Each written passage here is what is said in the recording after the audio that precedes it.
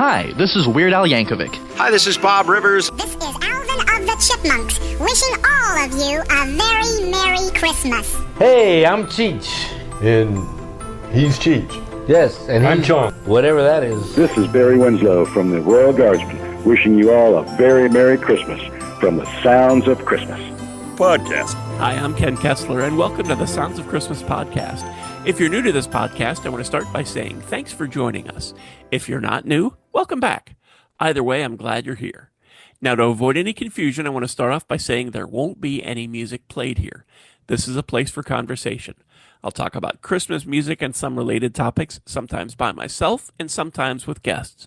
If you're looking for music, just go to soundsofchristmas.com and click on the tree or the player on the front page or on the Listen Now page. We play the best variety of Christmas music all year long. Well, except in October, when we play the best variety of Halloween music. This episode is coming out on April Fool's Day, which seemed to me to be the perfect day to talk about Christmas novelty songs. Here's what Wikipedia says about novelty songs. A novelty song is a type of song built upon some form of novel concept, such as a gimmick, a piece of humor, or a sample of popular culture. Novelty songs partially overlap with comedy songs, which are more explicitly based on humor and with musical parody, especially when the novel gimmick is another popular song. Novelty songs achieved great popularity during the 1920s and 1930s. They had a resurgence of interest in the 1950s and 60s. And while Wikipedia doesn't say this, I can remember several hitting the charts in the 1970s. The term arose in Tin Pan Alley to describe one of the major divisions of popular music. The other two divisions were ballads and dance music. So it goes back quite a ways. To get into this, I wanted to have somebody else on who also has a love of Christmas music and a lot of knowledge about Christmas music. Scott from the Holly Jolly Xmasu podcast. Thanks for coming on today. Hey, Ken. Thanks for having me. Before we get going, for anybody who doesn't know, even though you've been on 2 or 3 or 20 times before, what is the Holly Jolly Xmasu podcast all about? It's all about Japanese Christmas music. Each episode, I take an album or a selection of songs from my personal collection and talk about the music, the artists, and get into some of the Japanese customs and just try to expose people to music they normally wouldn't hear otherwise. Very cool. I highly recommend it, especially, and if you're listening to a podcast like this, obviously you like Christmas music very much, and this is a great way to find Christmas music that you didn't know about. So check that out. I'll put a link down in the show notes to Scott's podcast, so it'll be easy to find too. As I started thinking about Christmas novelty tunes, I wanted to see if there was any sort of official list of the top ones, and I couldn't find a real official list. I found a couple lists that I thought were interesting. DigitalDreamDoor.com put together a list of the 150 best novelty songs. Now, for criteria, they wrote that these songs were chosen and ranked considering their wit, humor, originality, and lasting popularity. Most novelty songs are comic takes on current events, cultural fads, or holidays, along with parodies of established hit songs and comedic narrations put to music. It's also this list is also very subjective, and it's their idea of what novelty songs fit their descriptions. So this isn't official. This is just somebody else who loves music. Elmo and Patsy's Grandma Got Run Over by a Reindeer is number 9 on their list, and that is the highest ranking Christmas novelty song. I will say that with that song, that's one of the few songs that I don't play on the Sounds of Christmas. And it's not, I know there are a lot of people who get upset about the idea of a grandmother being run over by a reindeer and they're trying to decide whether they're going to open the gifts or send them back. But this was a song that was hugely popular in the 80s when it first came out. And what radio did is kind of what radio does. They played it during the holiday season so much because it was so highly requested that people got burned out on it and then nobody wanted to hear it again. And it has become one of those songs that for a lot of people, it's an immediate turnoff. And I found early on with the Sounds of Christmas station that if I played it, a lot of people turned the station off and went away. And there are so many other options out there that there's no guarantee any of those people are going to come back. So I thought the best thing I can do is just not give anybody a reason to go away. It's so easy to find Christmas music now. If you want to hear that song, you can find it on any streaming service. You could find it on YouTube.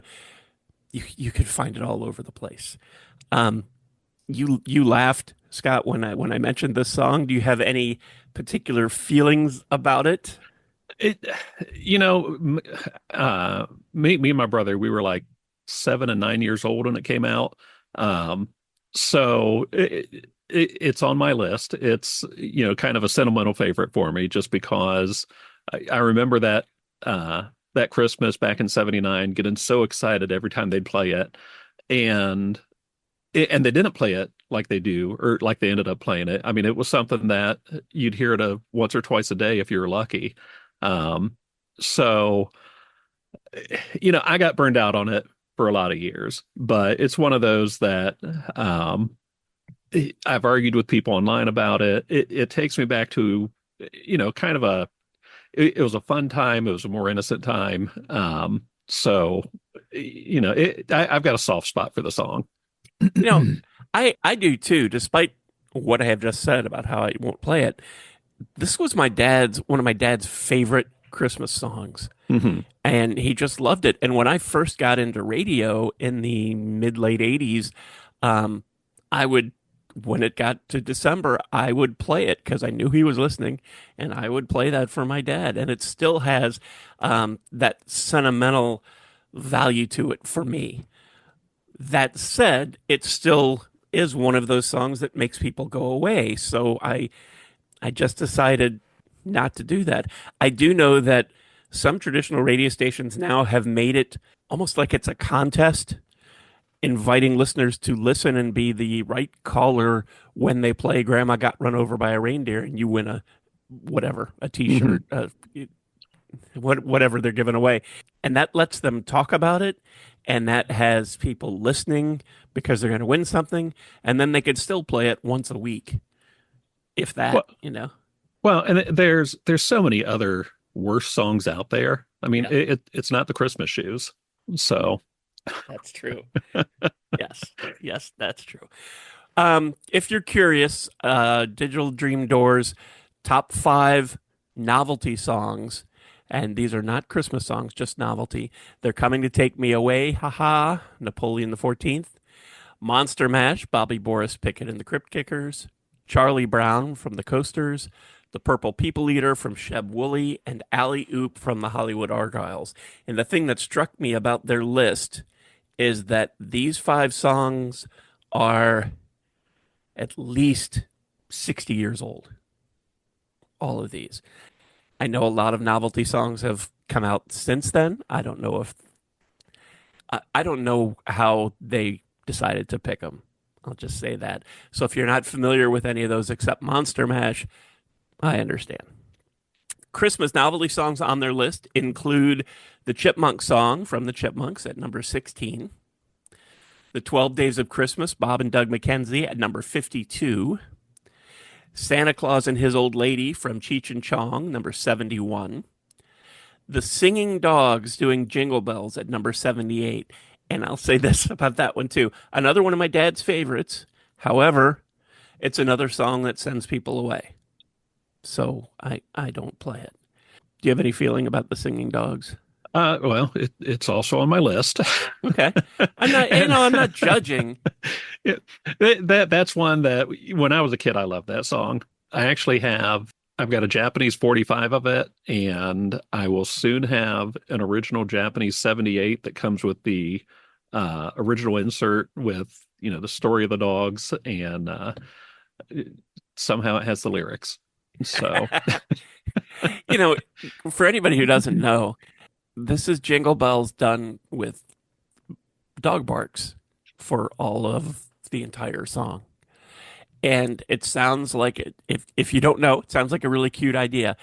For some, it might get old after a couple minutes, but it's a cute idea. And this was, I don't know who the singing dogs are, who was behind the singing dogs, but it was the first time that I know of that anybody had tried to do this kind of thing.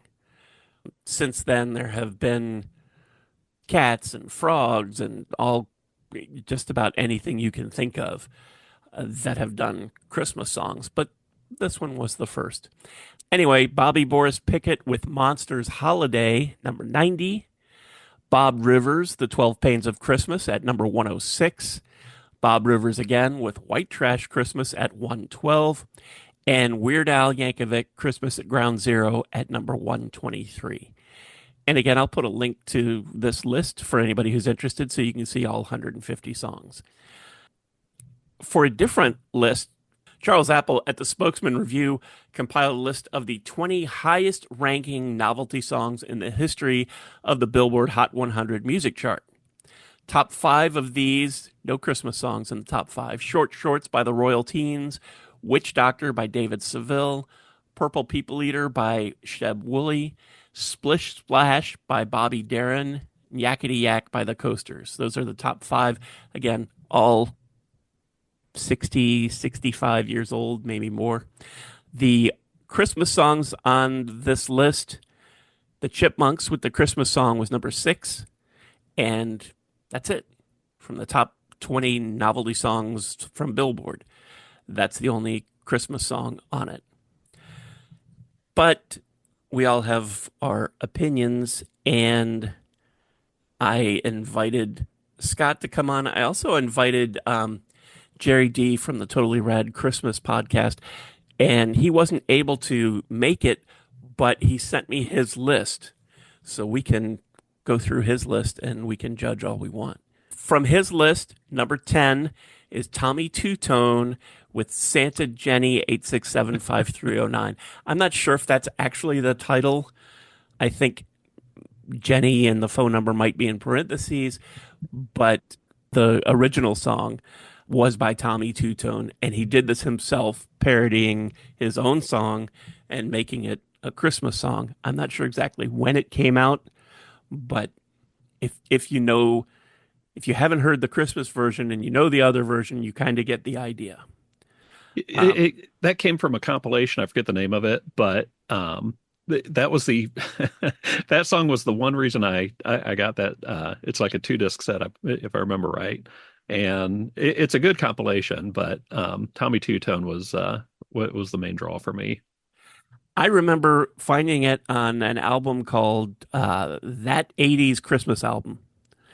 And I hadn't seen it before. I didn't know the origin, and it didn't have any liner notes or anything. So I didn't know where it came from. But I liked the idea that he did it himself, that he was making a parody of his own song. And I have one like that in my list. It's not that song, but anyway. What's number 10 on yours? I went with I've Got Some Presents for Santa by Bill Mumy and Sarah Taylor. My bottom 2 are a little more risque than the rest of my list, but it came out, I forget, like in early 2000s, I think. And it's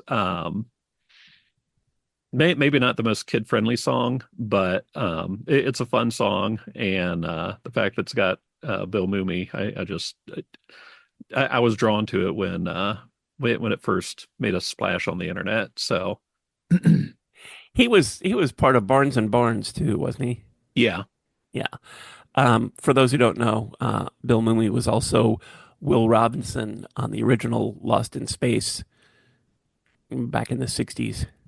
He's done some novelty songs on his own, some that aren't novelty.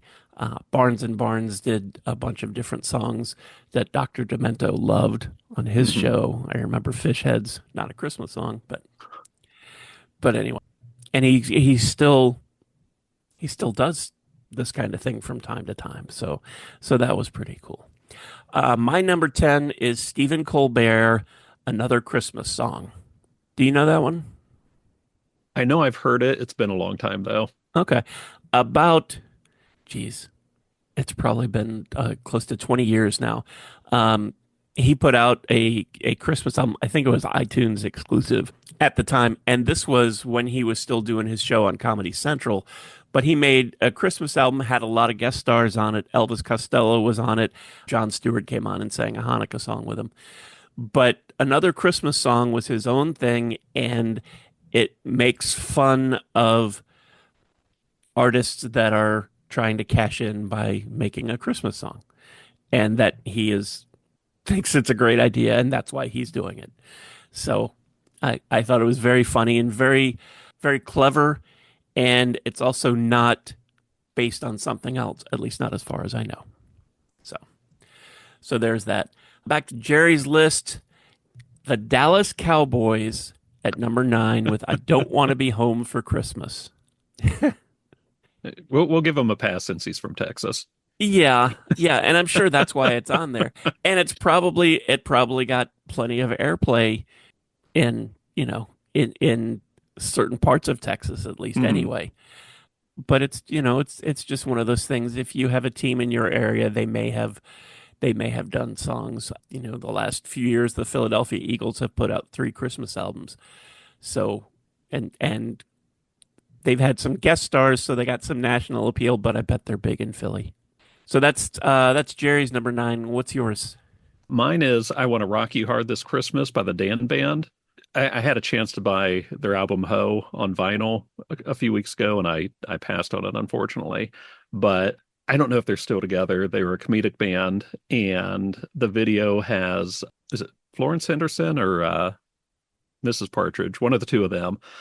It's another kind of vulgar song, but it's a lot of fun, especially if you watch the video with it. So that's one that for a couple years after it came out, that got a lot of regular play from me. My number 9 is Present Face by Garfunkel and Oates. Garfunkel and Oates is a comedy folk duo. Ricky and Kate are Garfunkel and Oates. And a lot of their songs are risque, sometimes a little bit more than that. This one is not. Present Face the song is about that face that you make when you get that gift that you don't know what they're thinking, but you want to be nice, grateful about it. So, I never thank you. That kind of thing. The video is much funnier than the song just because you can see the expressions on their face. But the song works without the video too. But anyway, that's number 9. Back to Jerry's list, number 8, Bad News, Cashing In on Christmas. I don't know this one. Do you know this one? It does not ring a bell for me. No. I know several other songs that with the same title, but I'm not familiar with the band Bad News. So I'll have to ask Jerry about that. But anyhow, that's his number 8. If you know about any of these songs that we mentioned and you have anything you want to share about them or more information or you think we're wrong, send a message. Click that, send us a message link and let me know. So what's your number 8? So for the CD that I sent out to my family this year, I came upon the theme of doing songs from comedians from the 70s and 80s, mostly sticking with like Saturday Night Live type people. And my favorite find was I Won't Be Twisting This Christmas by Father Guido Sarducci. It's actually a fun song. Some of the songs I put on there, I can take or leave. But Father Guido, his is the one I probably played the most while working on the CD. Here's another one called Santa's Lament that I really like, where he's Santa Claus and he's talking in the song about all the things that bug him, and he wants a year off and that sort of thing. There's also a song that he did, and I think this was all on an EP, and it's something like A Million Bulbs or something like that, and he's counting it down, and it's like it's like 99 bottles of beer on the wall, and it's maybe it's not a million, but it's really long, Uh-huh. and it just over and over on that. And I just, it's great that he could go through that. I mean, that's terrific. And if you're a fan, you'll get a kick out of it. Mm-hmm. My number 8 is by a group called the Heebie-Jeebies. The song is "You're a Mean One, Mr. Grinch, the Green, the Bad, and the Ugly." And this has that good and the bad and the ugly sort of feel to it.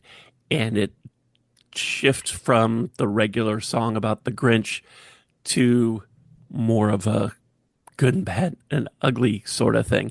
And it's long, it's 5 or 6 minutes, but it's done really well. And it's kind of cool and just different from what you usually hear about the Grinch. So I like it. Back to Jerry's list. So we're up to number 7, Spinal Tap, We Three Kings. Do you know that one?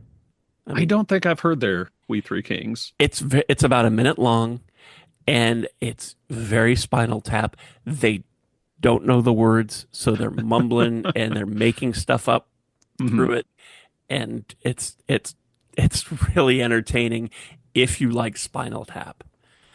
Yeah, I put their Christmas with the Devil on a couple of the CDs I've sent out. So, and there's the sequel to This Is Spinal Tap is coming out late this summer, I think. So this might be one that you hear a lot next Christmas. If the movie does well, of course. So that's his number 7. What's yours? mine's Grandma Got Run Over by a Reindeer by Elmo and Patsy. And just adding on to what we said earlier, by 82 or so, we were kind of worn out on the song. But then MTV started playing the video.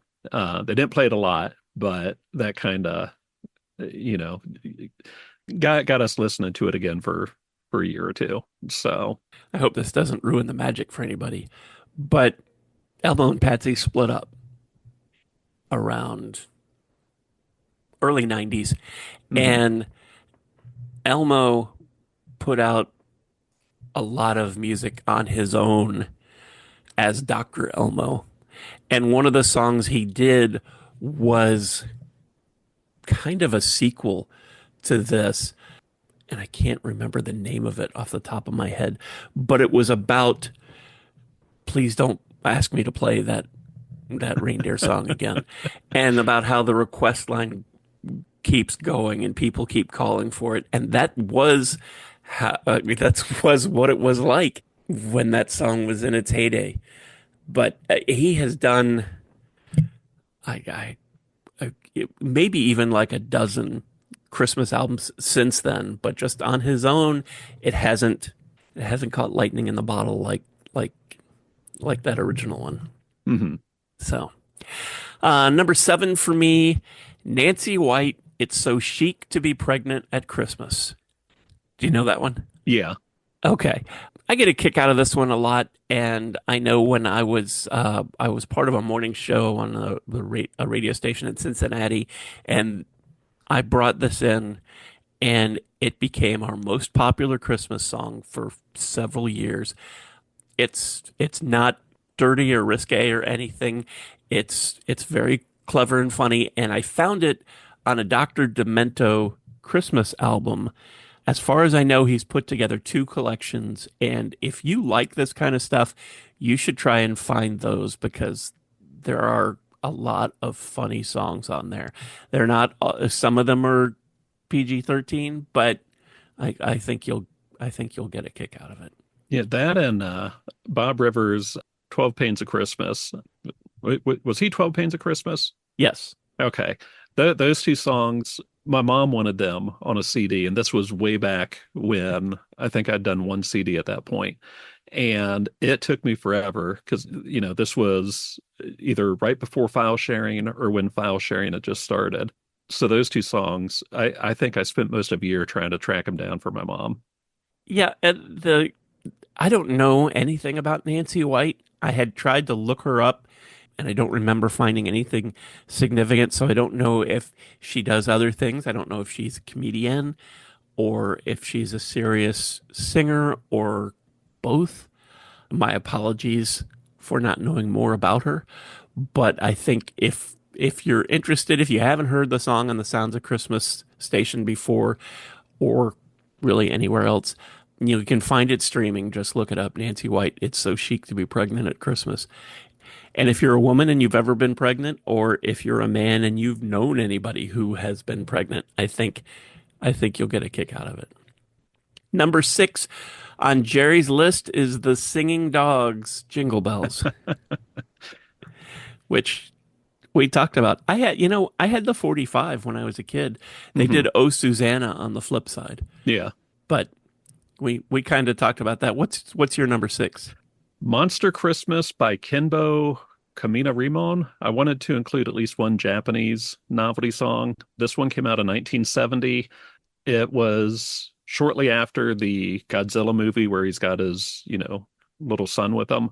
It's got Godzilla in it. It's got Mothra in it. It's one of the first Japanese 45s I bought that cost me a lot more than I expected to spend. You don't see too many copies of it come up for auction, but it's fun having this Christmas song where you've got Godzilla screaming through it. You've got Mothra being name dropped. So it's one. I've seen it on YouTube before, but the videos tend to get taken down pretty regularly. So if you can find it, it's a real fun one to listen to. Number 5 from Jerry's list, Alvin and the Chipmunks song "Christmas Don't Be Late." It doesn't say on here which particular version, and most of them are very similar, but because Jerry does Totally Rad Christmas and it's all 80s stuff, I will mention that the 80s version of the Chipmunk song, in that Alvin gets his hula hoop. And I have been amazed at how many people don't know that even existed.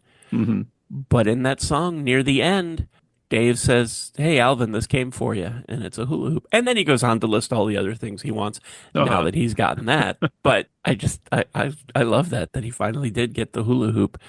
And I try and play that a few times every year too, so people know, so you can rest easy that after all these years, Alvin got his hula hoop.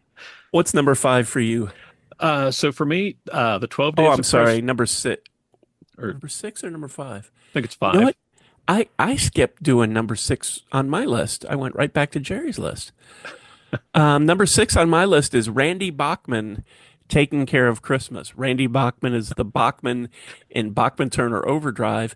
So he did a parody of his own song, "Taking Care of Business," called "Taking Care of Christmas." And it's exactly what you think it would be. It sounds like it, except that there's jingle bells in it.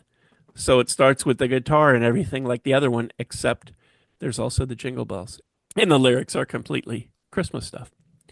Okay, so now we're back on track. Jerry's number 5 was the Chipmunk song. So what's your number 5? The 12 Days of Christmas by Bob and Doug McKenzie. So again, one of those that when it came out, we would sit by the radio just waiting for them to play it. And it's one of those that I think when you're 13, this hits a certain sweet spot because each of my daughters, when they're like 13 years old, love this song. Yeah, I still do, but I was there when it came out. Mm-hmm. I was there when Bob and Doug were on Second City Television. I was excited when that album came out. They did a whole album, and this was just the Christmas part of it, which I think they even say that on the album. And it was fun. It was a fun record because when they put that out near the beginning of the album, they tell you how it's in stereo. So one of them is in one channel and one's in the other. So it's like, so you hear them arguing back and forth if you're listening on headphones, right next to you. So that was really cute. My number 5 is from a guy named Wes Cook. The song is "The Grinch Went Up to the North Pole." This is a sort of a parody of "The Devil Went Down to Georgia." The Grinch went up to the North Pole, and he's battling Santa Claus to have the North Pole. And it's very clever and cute. And Wes Cook is not a novelty artist is more country Americana, I think. But the first time I heard this, and I can't tell you where, not because I don't want to tell you because I can't remember, but it's really entertaining. And it's clever that he did this and made his own story and everything. So I got a big kick out of that. Gerry's list, number 4, Elmo and Patsy, Grandma Got Run Over by a Reindeer. I don't have anything more to add to that. What's your number 4? So for me, it's Jingle Bells by the Singing Dogs. I had to look it up real quick. Don Charles was the man behind the Singing Dogs, and I think 57 or 58 when it came out. And one of the things that has always amazed me, I mean, you hear stuff like this all the time now, but he did that by looping tape. And just thinking about the amount of work that he had to do as opposed to somebody like using a synthesizer now, technically it was a pretty amazing song for the time. Yeah, I mean, even if, if you've seen Ferris Bueller's Day Off, and that was mid-'80s, there's a scene in there where he has programmed the sound of a cough into his keyboard. So he's playing different notes, he's playing some little song, and they're all different pitches of a cough. Mm-hmm. And that was in the 80s, but this predates that, and I'm sure it was a lot of work. Yeah, well, we got the Hallmark ornament 10, 15 years ago when it came out. So it's not everyone's cup of tea, but it's fun for what it is. Yeah, absolutely. And anything disparaging that I may have said or judgmental that I may have said about these stuff, I don't fault anybody for liking any of these. We all have our different ways of celebrating the season, and we all have our different ways of enjoying Christmas music and whatever you like, and that's fine. I don't, if you love the Singing Dogs, if you love Elmo and Patsy, that's, if it brings you joy, that's great. That's a weird lead up for this next song. On Gerry's list, number 3 is Weird Al. Oh, what about yours? Oh, did I skip mine? Yeah. Okay. Number 4 on my list is Haywood Banks, My Dearest Mr. Santa Claus. I don't know if everybody knows who Haywood Banks is. I think he's very funny. He does a lot of novelty sort of songs, and he's done a bunch of Christmas songs, but this particular one is from the viewpoint of a child who's writing to Santa, who is so disappointed with his gifts, and he goes through, if you look on page number 35 of my list, you'll see that I wanted this and not Uncle Wiggly. And it's very cute, and he wraps up the song in a very cute sort of way. I don't want to spoil it for anybody who hasn't already heard it, even though the song is probably 30 years old. But it's a very cute and funny song. So yeah, I'll have to look it up. He was a mainstay at our local comedy club back in the 90s. So I only got to see him once, but I've heard him on the radio. I can't tell you how many times. Oh yeah, he's almost a regular on the Bob and Tom radio show. If we don't have that in our market anymore, so I don't know if Bob and Tom still do their show. But if they do, he was almost like a regular on there. Okay, now Gerry's number 3, Weird Al, Christmas at Ground Zero. I like Weird Al a lot. This particular song doesn't do a whole lot for me, but I know a lot of people who love this and look forward to hearing this one every year. I don't think Weird Al is a big Christmas music fan. Al, if you're listening and I'm wrong, let me know. He just hasn't done a whole lot of Christmas music over the years, and he's done a lot of other music over the years. So if he wanted to, he easily could have. But yeah, well, and I love Weird Al, and I was thinking about, do I want to include this? Do I want to include The Night Santa Went Crazy? And I was like, enough people mention Weird Al. I decided to not include him. Yeah. And I'm not, again, I love Weird Al too. I have so many of his albums. I don't know if I have them all, but he just I think he's very funny and very clever, and the music is usually really good when he's parodying something. The music is really close if he wants it to be, or he breaks out the accordions and it's a polka, but it's usually very funny. I love the song he did for the movie Johnny Dangerously, which was an original song. Uh-huh. So anyhow, so there's my 2 cents on Weird Al and Christmas at Ground Zero. What's your number 3? Mine is Alvin and the Chipmunks with the Chipmunk song. Unlike Jerry, I'm going with the original though. Okay. I don't know if Jerry didn't say on here.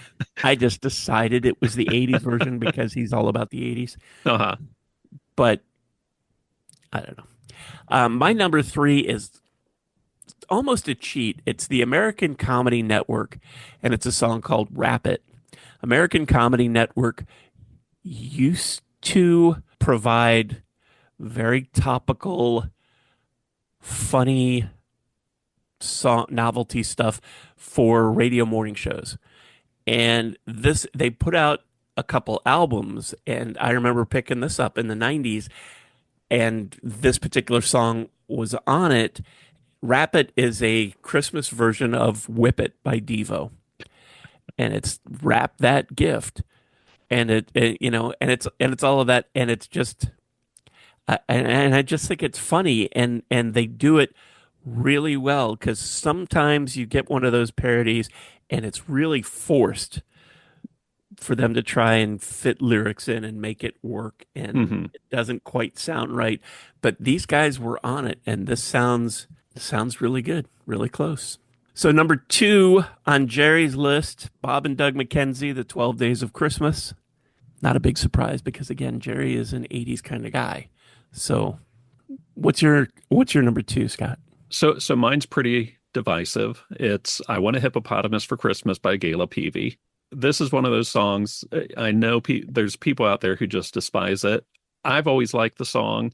When I read the history of how the song came about, I liked it even more. One of my favorite purchases from this past Christmas season, I bought an original 78 of I Want a Hippopotamus for Christmas. I was going to get the 45, but the cover of the 45 has a big hole in the middle. The 78 has the complete cover. So that's one of those that I just, when I got that, I was thrilled. We had a station manager back here in the 90s and early 2000s who her Christmas programming was just fantastic. She'd play stuff you never heard, spoken word stuff. She's the first person that I knew of that really played Stephen Eady's Christmas album a lot. Oh, nice. And she admittedly played Gayla Peavy into the ground. But, people around here love the song. And for a while, it was like the most requested Christmas song for the station that went, all Christmas each year. But it got to the point where they played it so often, they ended up having a poll where, people voted, do you keep playing it or do you ban it forever? And unfortunately, they chose to ban it forever, which I don't know that really counts now that they've been bought out and they have a computer programming and everything. But it's one of those that I've always liked it, and I still have a soft spot for the song. So she had a couple other Christmas songs too around the same time, 77 Santas and the Angel on the Christmas Tree. And both of those are cute, but neither of them really has the heart of I Want a Hippopotamus for Christmas. And I love hearing that every year. And I've been surprised in the last maybe 5 years, maybe a little bit more, that some pop singers have been covering it, because I don't remember that happening for, I don't know. I don't remember anybody covering it in like the 70s, 80s, 90s. Well, the Three Stooges and Captain Kangaroo both covered it. Yeah. And there's reasons why you only hear Gayla Peavy. Yes. Yeah. My number 2, the Bob's 50 Kilowatt Tree. Do you know this one? I don't.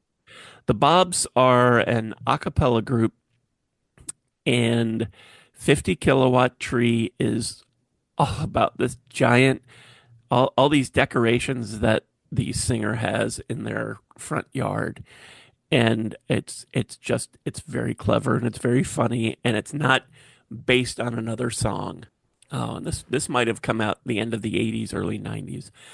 They did a whole Christmas album, but this is my favorite, 50 Kilowatt Tree. Gerry's list, his number one is Bob Rivers' I Am Santa Claus. Do you know that one? I don't think so. I Am Santa Claus is a parody of Black Sabbath, I Am Iron Man.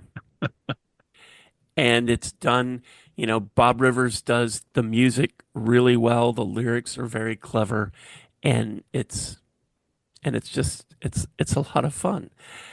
I Am Santa Claus. I think that's even the name of the album, if you're interested. Okay. What's your number one? So mine is the long version of Snoopy's Christmas by the Royal Guardsmen. This is one that back in the late 70s and early 80s, we had, I think it was, I forget if it was the Top 40 or the Rock Station. One of them would play it once each Christmas. And me and my brother would listen for hours, hoping to hear the long version.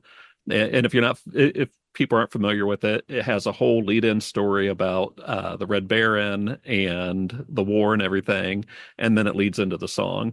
So, you'd hear Snoopy's Christmas quite a few times throughout the year, but, from like 76 to 84 or so, we would hear the long version exactly one time, and it was just such a thrill listening at just the right moment and getting to hear it. That was so cool when radio stations would do that kind of thing. Uh-huh. Yeah. And it's, cool. I think it's like, 7 or 8 minutes long for the whole thing. Yeah. But it's one of those, if you haven't heard it, it's definitely worth checking out.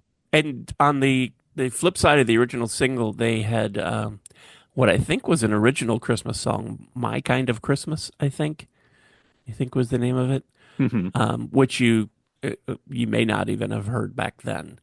But it's kind of cool, and it has that 60s sort of feel.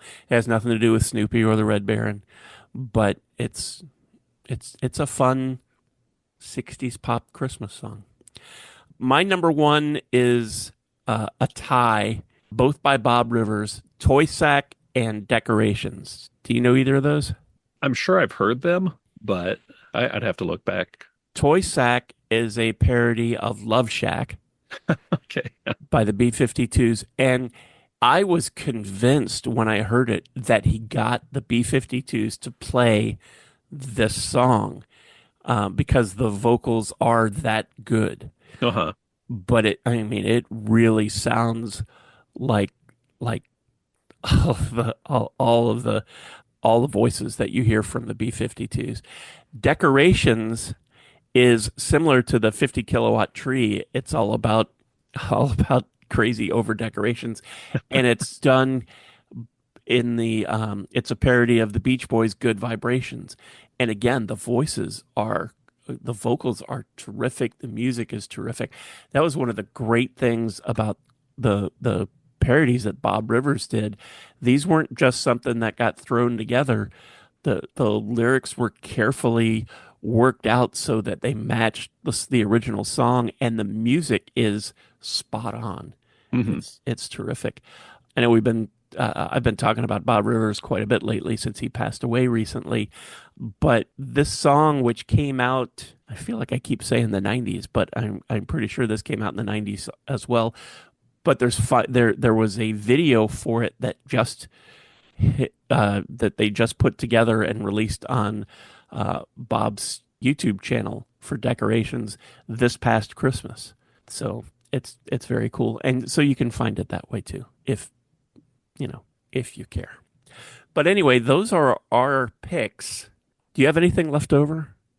Yeah, I wanted to, since we lost him recently too, I wanted to include Mojo Nixon, and he has an entire Christmas album. He's got a few Christmas songs on his Get Out of My Way EP. And then he did Christmas, which was set to the tune of Louie Louie. So if you like Mojo and he is an acquired taste, he's got just some really fun Christmas music. But he's one of those that, I just could not, I couldn't pick just one from Mojo. So I just wanted to give him a general shout out. I had a couple others that I was thinking about. Well, first, Dominic the Donkey, Lou Monte. That's another one that is one that makes people, when that donkey starts yawing, people go away, turn the station off. So that's one, and my wife loves that song every year. Why, you got to play Dominic the Donkey? But no, I'm not going to. The other two were sentimental because they were artists we lost. Martin Mull, Santa Fly, which is a Superfly 70s kind of parody sort of thing. And Norm Macdonald did a version of the 12 Days of Christmas, and it's all about how ridiculous the gifts are in the 12 Days of Christmas. All of these birds. It's crazy, and you get away from the birds, and then there's more birds, and it's just and it's very funny. I like Norm Macdonald a lot, and I just thought it's very entertaining. It's long. I mean, it's not 10 minutes long, but it's long, and you get the idea. But listening to he's calling his girlfriend, who has been giving him all of these gifts, and as he's getting, as it goes from day 1 to 2 to 3 to 4, he's getting a little more agitated with all of these birds, and it's really funny. And if I'm sure there's a point that just about anybody who has listened to the 12 Days of Christmas have thought about that. That's a lot of birds. So. Anyhow, you have anything else left over? Sticking with the 12 Days of Christmas, I thought about mentioning the 2 Days of Christmas by the Starland Vocal Band. Just, it was the 70s. That explains it. The Starland Vocal Band put out a Christmas album, 1979, 1980, somewhere there, and I only found out about it in the last few years. And all of the songs are really short. You would be, if you paid full price for the CD, and there weren't any CDs then, but if you paid full price for the CD and you put that in and you saw that the whole thing was, I don't know, 19 minutes long, you might get upset. And the 12 Days of Christmas, they don't do it as a novelty song, but they just kind of run out of steam and it just fades away, and they don't get through all 12 days. And it's not like Bob and Doug who will say, "Oh, this is hard for us." It's just like it just stops. Yeah, it just ends. And I don't know if that was the intent, if they just decided we don't want to do this, and somebody decided, well, you're gonna anyway because I've got it all on tape, at least those 2 days. But if you know who the Starland Vocal Band is, I feel like I'm saying that a lot. If you know who this band is or that singer, and I think that's streaming now, so you don't have to buy it. You can just search it on your favorite streaming site or YouTube, and you can probably find it, and then you'll see what we mean. Before we wrap up, what's coming up on the Holly Jolly Xmasu podcast? I am trying to get back on track and start work on my February episodes. I had a kind of unintentional hiatus thanks to nonstop illnesses and a ton of work stuff I had to deal with. So hopefully within the next week or so, I will be able to start working on something again. Can't guarantee when it's going to be out, and I'm not sure if I'm going to go with what I was planning on. But yeah, I'm trying to get back on my feet. Well, I will put a link down in the show notes to the Holly Jolly Xmasu podcast, and then everybody click over and subscribe, and then when Scott does have a new episode out, it'll be there waiting for you. So there you go. Gerry, thank you. Even though you weren't here, thank you for your list, and I don't think we made fun of you too much. Just the Cowboys. Just Just the Cowboys, the gift that keeps giving. And Scott, thank you for joining us for this. Yeah, thanks for having me on. It is my pleasure. And happy April Fool's Day, folks. I know it's a tough day to be on the internet, but anyway, no fooling with our lists. We hope you enjoyed it, and we'll catch you next time. Thank you. All of our episodes are available on the Sounds of Christmas website. Just click the podcast tab. And we also have a Linktree page that lists most, if not all, of the sites that stream the Sounds of Christmas podcast. So you can click that, head on over, find your favorite, and then subscribe, and you'll never miss another episode. If you have comments or suggestions on this episode, previous episodes, or the Sounds of Christmas station, feel free to reach out to me on social media or through the website. And if you're listening to this episode on your phone, you can also click the Send Us a Text Message link and connect that way. Thanks again. And may you always believe in Santa Claus.